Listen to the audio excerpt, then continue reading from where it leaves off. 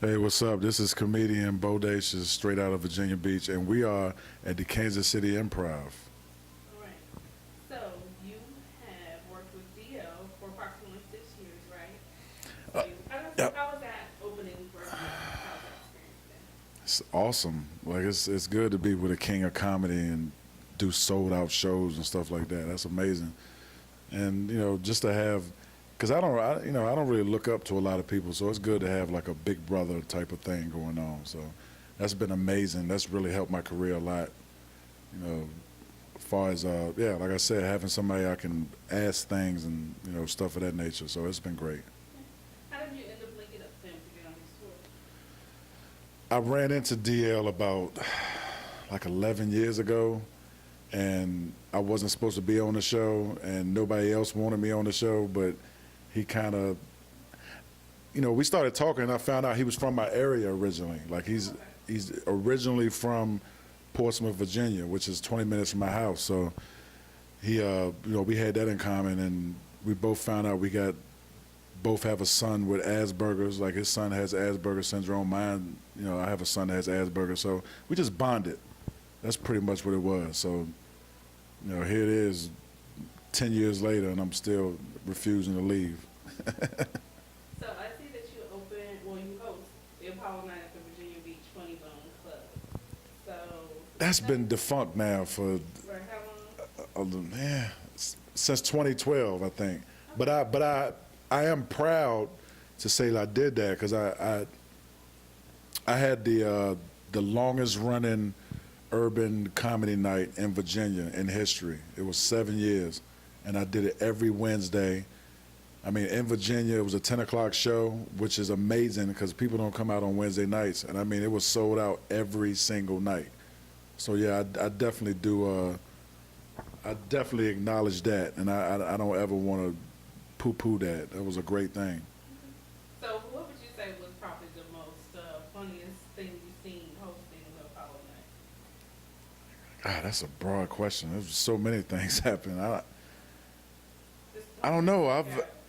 I've seen someone like get almost naked up front. Yeah, yeah. I mean, I had a comic on stage just tell a woman to show her breasts, and she did, and she took her shirt completely off. Like, of course, that violates ABC laws, but it was funny. Like, because her breasts weren't all that great to be showing them. Oh, okay. So you work with people such as Dave Chappelle, such as Taylor, and Charlie Murphy. Tell us, how did that impact you when Charlie Murphy passed? I mean, I think when Charlie Murphy passed, that impacted all of us, because he was like, he wasn't just a great comic, he was a great dude. So, I mean, he was just the realest guy. He had the greatest laugh, and man, I worked with Charlie Murphy like right after the Chappelle show dissipated. Like it was, and that, he was hot, and it was him and Ashley Larry, but his name is Donnell Rawlins, and right away I was like, I really like this guy. I mean, it wasn't just an act. He was who he depicted himself to be. There was no character. I mean, he got into character on TV and all that, but he was a great guy. Like, he was just, man, I think everybody that he came across was affected by that, because he was just a great dude. And I got a story about Charlie Murphy. Like, one day he gave me an edible. Edibles, for those of you who don't know, yeah, it's marijuana in those, and I wasn't ready. I didn't know anything about edibles. He was like, here, eat this. And I ate it, and I ate too much of it, and I just started like losing it and scratching and like hallucinating, and they just laughed at me. Like, but I wanted to fight because I was very paranoid. Like, I thought I was gonna die. So I remember going to a softball game later that night, and I watched the guy hit the ball and it never landed. Like, it was like I'm looking and the ball just never landed. Like I was in outer space. But yeah, that's my Charlie Murphy story. Okay, I know on stage you said you like to, this is random, you said you like to date older women. Like, what's the oldest, what's the prime age gap of a woman you date? Like 20 years, 30 years?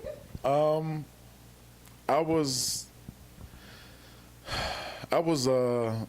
like 18 or 19, and she was in her 40s. Oh, okay. But I didn't tell her that I was 18 and 19. She knew I was noticeably younger, but, I looked like a big grown-ass man when I was 18, 19 years old. I had facial hair, and I was over 6 feet tall. So, of course, I lied to her and told her I was in my 20s, but, that's neither here or there. But she was...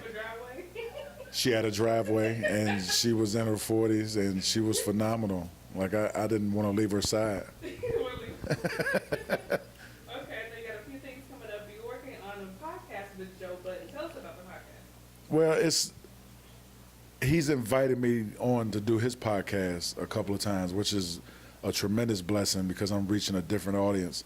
I think with DL, the audience that I reach are, everybody's in their 40s, and, we all grew up on DL. I know I can speak for myself, from 20, 25 years ago when he was on Comic View. So when I do DL's audiences, they're like, in their 40s, 50s, everybody's a little bit older, they're seasoned, and they don't mind spending $30, $40 for a ticket.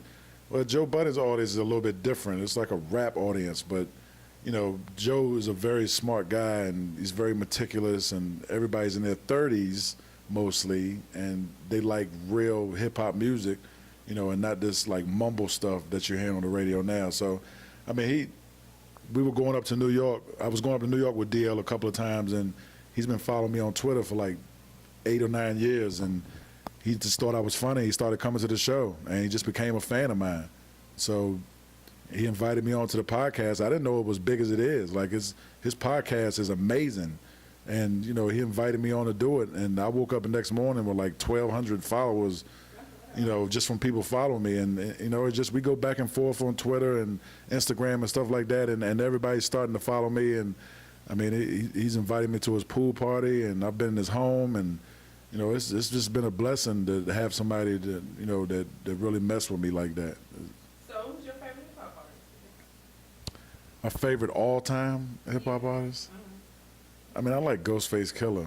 Oh, okay. I'm a Ghostface Killer fan, but maybe because, I don't know, it's a little bit deeper because I know Ghostface, but he's my favorite of all time. But I like Nas, and I like Biggie, and of course Jay-Z is the greatest of all time. He's not my favorite, but he's the greatest of all time. He's cemented that legacy. Have you heard 444 yet? Oh, of course. I haven't stopped playing it. Like, it's been out for, 3 weeks now?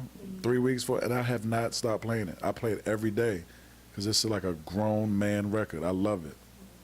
So what projects do you have coming up next? And what's on the horizon? Well, I don't want to let the cat out the bag, but I've convinced Joe Budden to do a comedy show. What? The name of his, hopefully by the time the people get this, it will have materialized, but it's called, his podcast was called I'll Name This Podcast Later. Mm-hmm. So we're doing I'll Name This Comedy Show Later, and we're going to do all these big-time comedy clubs like here, like the Kansas City Improv. We're definitely going to be here. And, Joe thinks he's funny. And He's actually going to get he is going to, because he's not rapping. He's on some I'm not rapping stuff now for some reason. He's great. But, he's in the one of those zones where he don't want to rap. So now he's doing like the whole Complex magazine thing and the Everyday Struggle podcast or whatever that's called. And, when I went to his pool party, I saw that he was walking around with a bullhorn and just shouting stuff out, and people were laughing. I was like, it's like this guy could host a show. And I know he wants to be a comedian, so. Are you going to intertwine music in it? Because I know Riverdale still had a little music. I don't know. I haven't seen that. I don't know. You onto something. I may have to do that, but I just think he has enough fans that adore him that will come out to see him host a comedy show, and it's going to be strictly underground comics. I'm not going to have any big name comics.